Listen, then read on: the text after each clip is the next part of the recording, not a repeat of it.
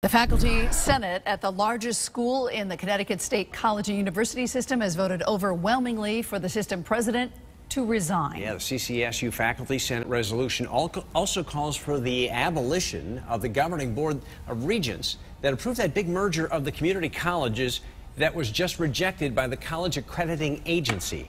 Our chief political correspondent Mark Davis has been following this story today. He is live tonight with the very latest. Mark?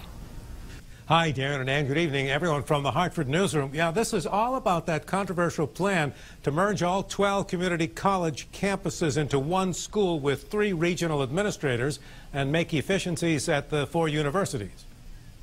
The Faculty Senate at Central Connecticut State University, the largest school in the 17-campus system of community colleges and universities, voted overwhelmingly in favor of a resolution calling for System President Mark Ojakian's resignation and the abolition of the Board of Regents that approved the merger of the community colleges last December, only to have it rejected last month by the New England Association of Schools and Colleges.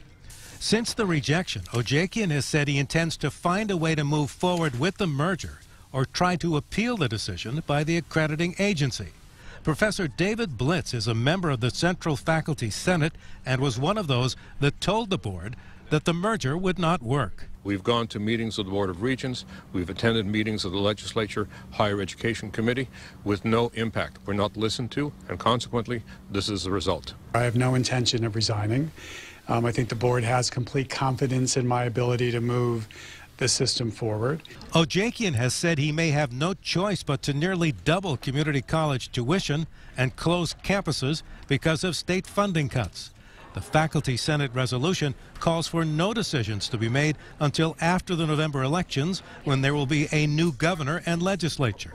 I think waiting to do anything until after November and into a new administration is foolhardy. We have pressing financial issues that need immediate attention.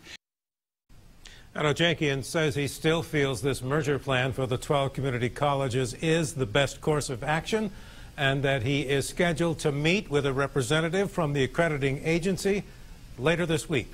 Live from the Hartford newsroom, Mark Davis, News 8.